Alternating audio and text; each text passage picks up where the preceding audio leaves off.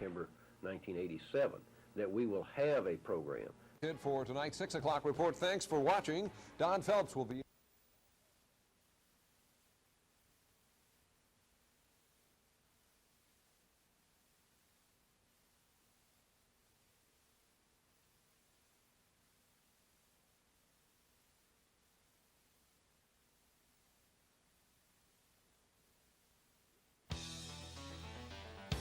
It's no secret that college basketball has labored long in the shadow of football at Auburn.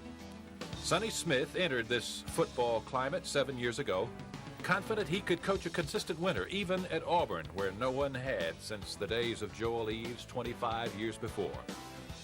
The first 4 Sonny Smith years were a struggle, but hard work and an athletic director willing to invest in the program began to pay off. In 1984, with Charles Barkley, the SEC Player of the Year, and Chuck Person, runner-up to Barkley, Auburn challenged for the conference championship and won a berth in the NCAA tournament for the first time ever. 1985 held great promise, even though Barkley opted for the pros a year early. The young Tigers, with Chuck Person starring and a battle-tested backcourt, were tabbed a late bloomer for 1985, a team capable of making a February charge for the title. The rally never came. Sonny Smith, burdened by a 7-year struggle, frustrated over poor attendance, and for reasons yet undivulged, suddenly resigned on Thursday, February 7th.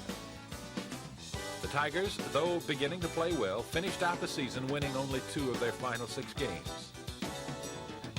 Then began the most remarkable 17 days in the professional life of Sonny Smith and the history of Auburn basketball.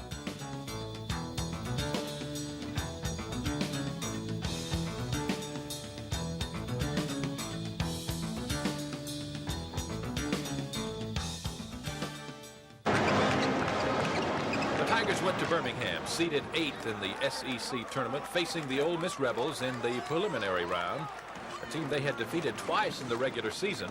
The win at Oxford, Sonny Smith's first. All right, now, just play hard. Don't get impatient. Go get them. Forward, Euro. After a slow first half, which ended with Auburn holding a 32-27 lead, the Tigers caught fire. A Chris Morris slam off the steal built an 8-point lead. Chuck Person headed for a 26-point night, banked one in. The Tigers, with Gerald White running the offense, were warming to the tournament format of no shot clock. They were becoming a patient team, content to wait, often running several plays before even taking a shot. Gerald White would take only 3 shots the entire game, but his 11 assists were vital to the outcome. The Tigers had learned something at the other end of the court, too. They could play defense and play it as long as it took. In short, they had quietly crossed the line to become a very good basketball team. Auburn disposed of Ole Miss 68-60, shooting 58%. The Auburn dressing room was quiet in victory. They knew they'd need every bit of emotion they could muster in the days ahead if they were to do what no other team had done, win the tournament coming out of the preliminary round. And they waited for their coach to help him celebrate his 100th career victory.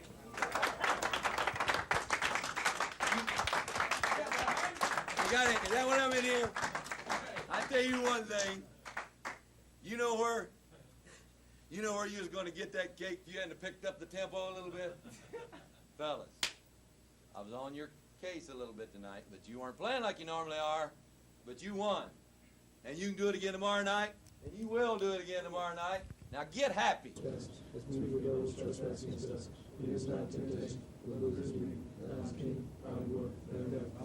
Fellas, thank you for the cake. What's it going to take to beat LSU, something you haven't done this year? Well, we're going to have to rebound real well, play position defense, and get on them. The thing I have to do is just rebound, box out, and play defense. I think we just go out there and play our game and take care of the ball and take good shots. I think we can win. I think it's going to be a little different tomorrow because I don't think any team and the SEC could beat us 3 times in a row. If any team owned Auburn in the regular season, it was LSU. To think that the Tigers would have to play LSU's big, powerful front line with Chuck Person on the bench for most of the first half would leave little hope of an Auburn win. But Auburn did win. Reserves Kerry Holland and Darren Guest made it happen. Chuck Person picked up his second foul with 13 minutes remaining in the first half. He would not return in the half. Freshman Darren Guest came on. The record will show that the Baby Dogs scored 1 field goal in 4 tries and pulled down 3 rebounds, but his contribution was far greater. He battled LSU's John Williams, Iceland's Nikita Wilson. None of the 3 were above their average for the game. Nikita Wilson scored just 4 points all night. And then there was Kerry Holland, the only senior on this Auburn team. He went to war under the offensive boards. He made 4 of 5 shots all inside. With the SEC Player of the Year on the bench, Auburn actually built a lead on powerful LSU. It was 35-31 at the half. Holland, Guest, and Chris Morris had out-rebounded LSU 19-14. The message was clear. Auburn was no one-man team. With Chuck Person hitting 12 of his 16 points in the second half, the Tigers, on a poor shooting night, played a tenacious zone defense and continued to crash the boards, and they beat LSU 58-55 to make the semifinal round.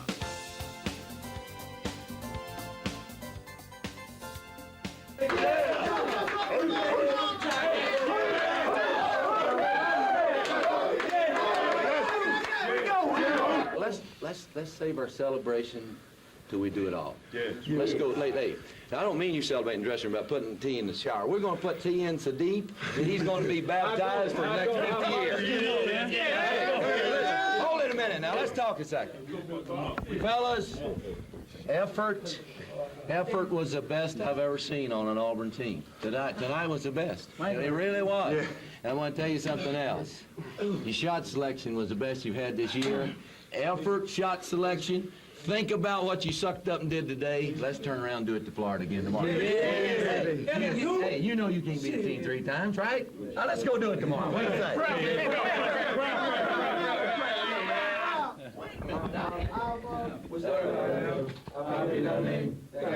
Hey, this is the game you wanted to have, isn't it? Yeah, Coach Smith said my turn was going to come, and it came tonight. It came tonight, didn't it? Yeah, I just thank God I played good tonight. I thank God that I played good tonight. Amen. You kept them off the boards. You even wore John Williams out a little bit in the first half. You know that? Yeah, Coach Smith just told me to go out and get the rebounds and block shots, and then I tried to do it, and the Lord just blessed me to do it. Proud of these guys? Yes, we got in foul trouble early, and the guys came out and got a 4-point lead. Were you sitting on the bench? Yes, they did a great job tonight. Everyone contributed. Darren came in and did the best job. Yes, and Karen played a heck of a game tonight, and everybody just contributed. Best effort? Yes, by far. The next night, the Auburn Tigers somehow had to gather the emotion. After the great win over LSU, there were injuries, there was fatigue. But this was the semifinal, and the opponent was a team against which the Tigers had had great success, winning the last 5 meetings. It was a night Chuck Person would take charge. After a lethargic first half, which left Auburn down by 5, Person went on one of those remarkable streaks of his when he seemingly cannot miss. He was 8 of 10 in the second half, 26 points on the night, 10 rebounds. And the Tigers' foul shooting, once troublesome in the late going, turned into an asset. They were 9 of 12 in the final 2 minutes, and they beat Florida 58-55. The matchup everyone in the state of Alabama had hoped for had now come to be. Auburn and Alabama for the SEC championship. By now it seemed likely that Auburn would get some kind of postseason invitation, but the only way to assure a trip to the NCAA tournament, the second in as many years, was to win the automatic bid as the tournament champ. Auburn had lost both meetings with Alabama in the regular season, the last a heartbreaking 2-point defeat in double overtime at Tuscaloosa, when Auburn had the final shot to win 2 times.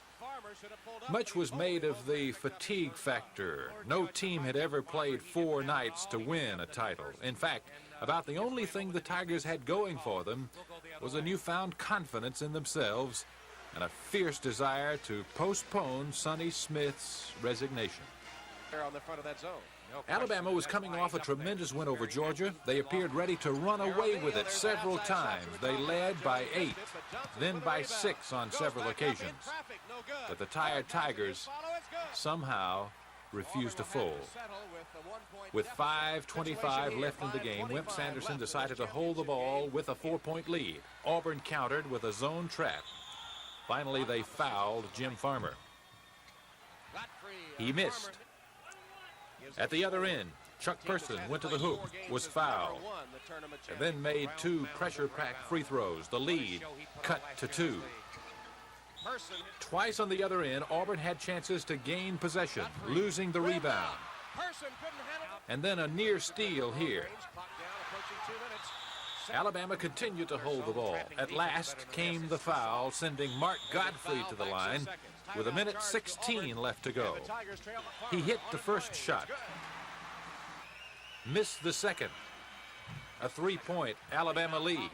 Here's Person with the ball. Pulls up. Chuck Person missed, but the baby bull got the rebound, was fouled as he went up. He made 1. Free throw is good. Missed the second. 2-point Alabama lead inside a minute now.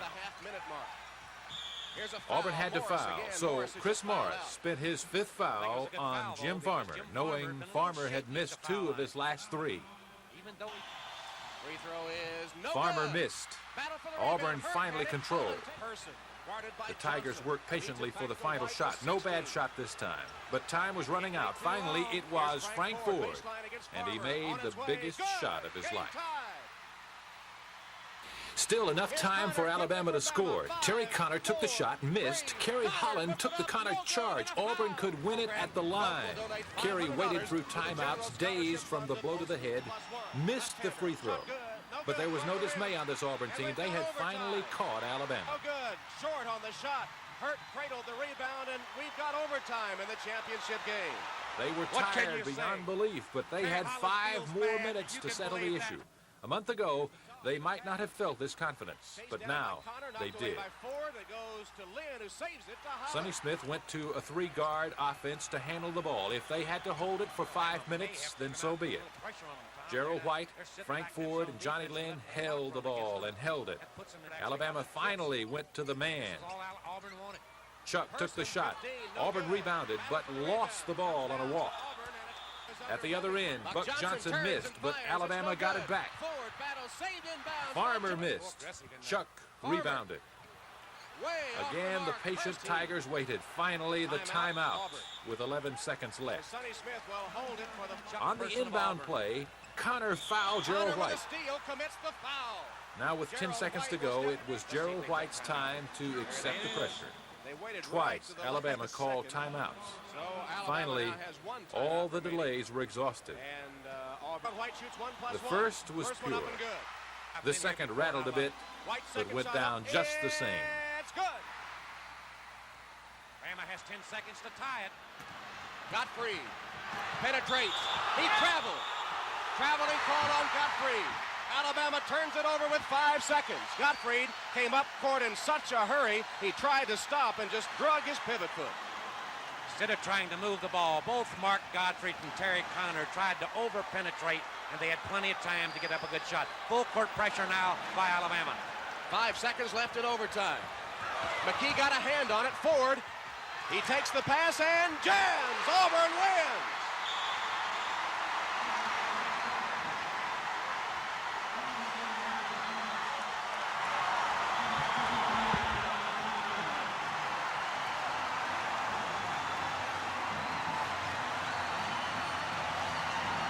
Auburn coach Sonny Smith announcing in midseason that he was retiring as Auburn coach, has won Auburn's first history tournament championship in the Southeastern Conference.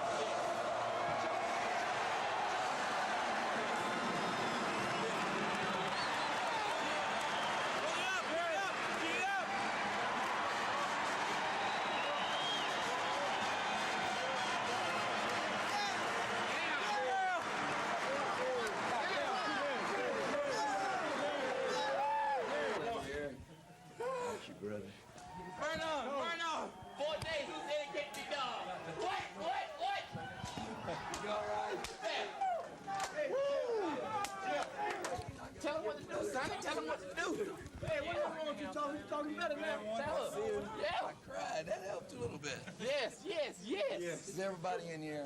Put it down. Put it down. Let's go. There you go. Turn it over. Fellas. Yes. Great team. Hey, hold it now. Let me tell you something. I honestly mean this. A great team is not just satisfied with this now. That's right. Hey, fellas. Let's don't be satisfied with this sucker. Let's go get a nut. Yes. Will you do that? Yes, sir. Yeah. All right. Let's get this praise, Hey, y'all. You gotta pray. you might be the finest group of people I ever been associated with. I'm kind of happy I met you. Bless your heart. Let's pray. Hallowed be thy name. Thy kingdom come. Thy will be done.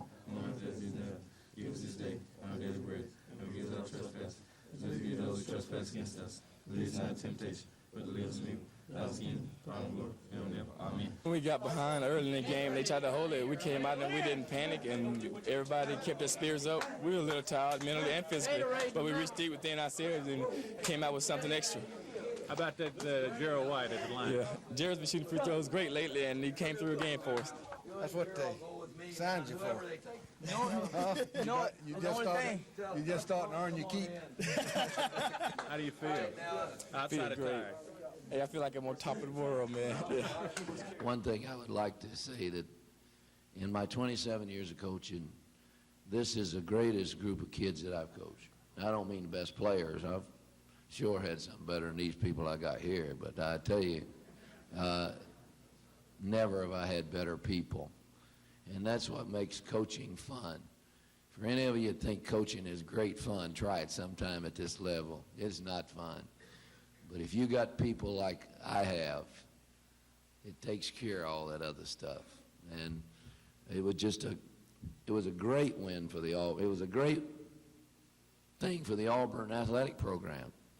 And we have now, unless somebody goes crazy on that computer, we now are put back-to-back winners and going to 2 NCAA tournaments. So some of the things that I hope might be happening for Auburn University may be happening, and I think they'll put them in the seats next year. For the second straight year, the Tigers boarded a Delta charter for the NCAA tournament, this time to South Bend, Indiana, for the first and second rounds of the Southeast Regional. Auburn's first opponent was Big Ten power Purdue. The Tigers got off to a quick start with Chris Morris scoring off the pass from Gerald White. The quickness of the tall Atlantan would be a factor the rest of the way. He seemed to operate around the rim all night, scoring on 9 of 14 attempts, 19 points for the night. Jeff Moore, though he continued to have trouble, turned in a 7-rebound effort, helping Auburn to control the boards, as was their custom. Gerald White continued his role as field general, running the offense, getting the ball to the right man in the right spot. It was a typical night for Frank Ford. 4 of 7 field goal attempts, 6 rebounds, 3 steals. And once again, Chuck Person caught fire in the second half, hitting 5 in a row in the late going as Purdue tried to catch up. It was another cliffhanger at the end, but these Tigers had been there before. Gerald White hit the front of a 1-and-1 to build Auburn's lead to 2 with 1:11 to go. Then with the score tied, 14 seconds on the clock, Chris Morris broke the tie with the front of a 1-and-1. Jeff Moore got a hand on the final shot. Auburn defeated Purdue 59-58.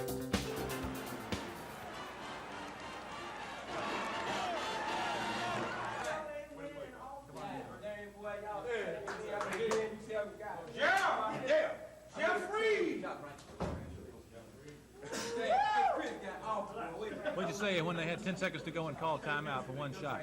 We knew we had done one, because we knew we could put the pressure on it.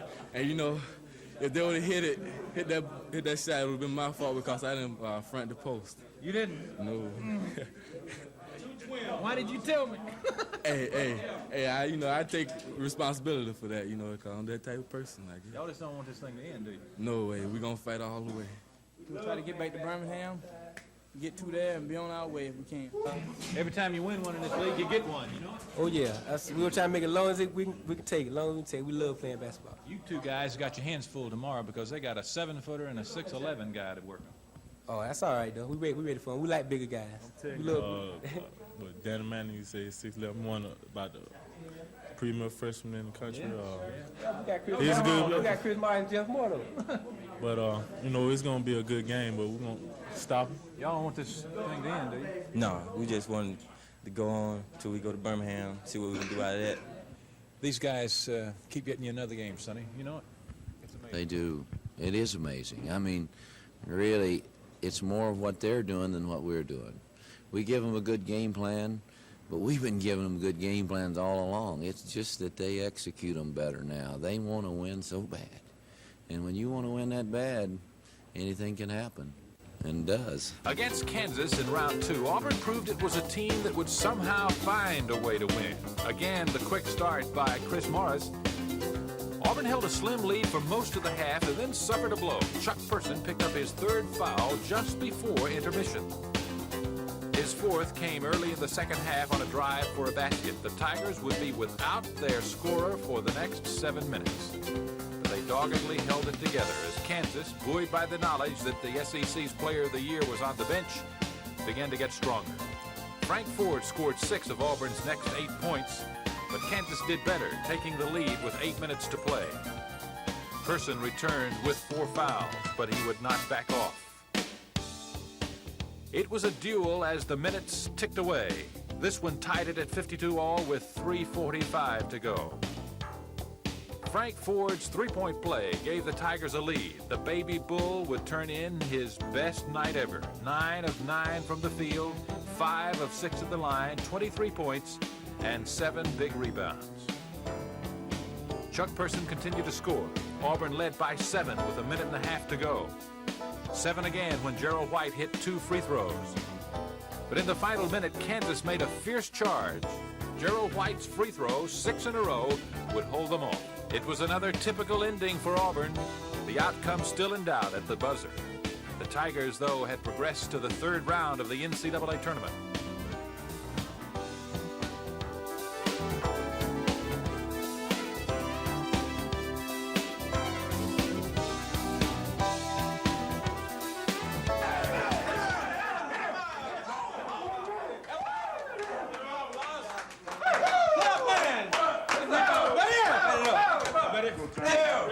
Great job, Gerald.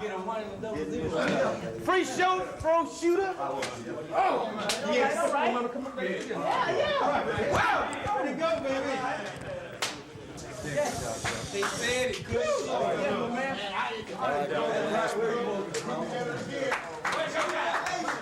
Gee.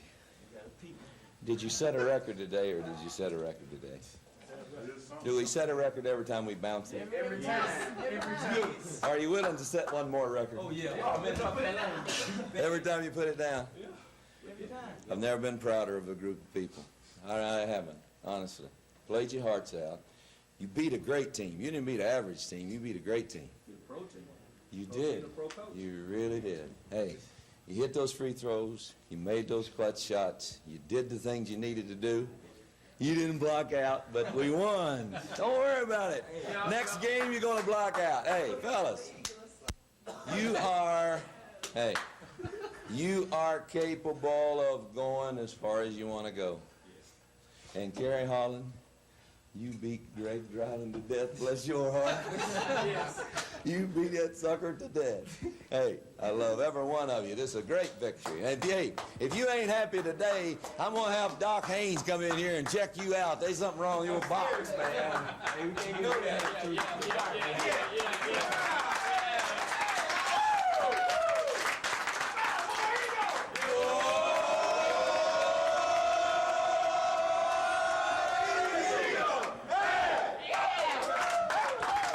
Sonny Smith had a lot to ponder on the homeward flight.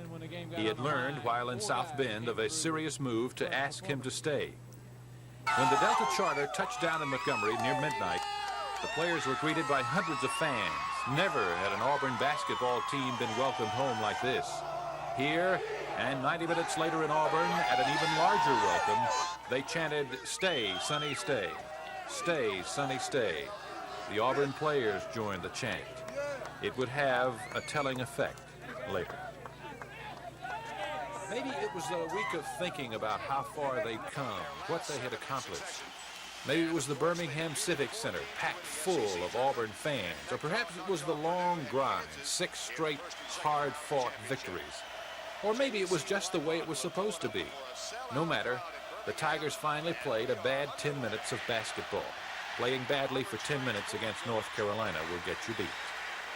By the time Auburn got itself together, Warren Martin had slammed one to put Auburn down by 15 points, 23-8. But these Tigers would not exit this NCAA tournament in disarray. They would leave clawing and scratching, trying to pull it out. With Chuck Person and Frank Ford providing the punch, Auburn methodically began to chip away at the Tar Heel lead. A Person hook shot cut it to 3 with 4:30 left in the game. Frank Ford's 12-footer sliced it to 3 again with 1:20 to go. Kerry Holland's layup cut it to 2, but the three-point attempt would not fall. Carolina, to its credit, made 7 of 8 free throws in the final minute. They withstood the fierce Auburn charge, and they sent the Tigers home 62-56. There was momentary disappointment, but only for a moment. These Tigers had climbed the mountain for Auburn basketball and for their coach. Well, you're the old man. You'll be graduating to the great beyond. Oh, yeah. How about these other guys? What kind of team is this you're going to leave here? Well, I think this is a very talented group of people. I think getting a couple more recruiting, I think they can be back where we are today. Next year. Yeah. This is valuable experience. Oh yeah, definitely. Would you like to play for this team next year? Oh yeah, I won't miss them a lot. All these guys, I done fell in love with all of them. I got to know all of them personally. But I hope wish them the best of luck for next year. Can you share a little bit of what you told them? Well, I told him that in 27 years of coaching, I'd never been more proud, if that's English, or prouder of a team than I was this team. And I told him that that even in losing tonight, that they might have gained more respect among the public than any team could possibly because of how far they had to come back. Yeah. I told him that I loved him, and I meant that. And I told him it was more like a son, and I meant that also. And I told him that if they could go into next year and understand the value of not taking a bad shot, understand the value of patience, that they'll go farther than the Final 16 next year.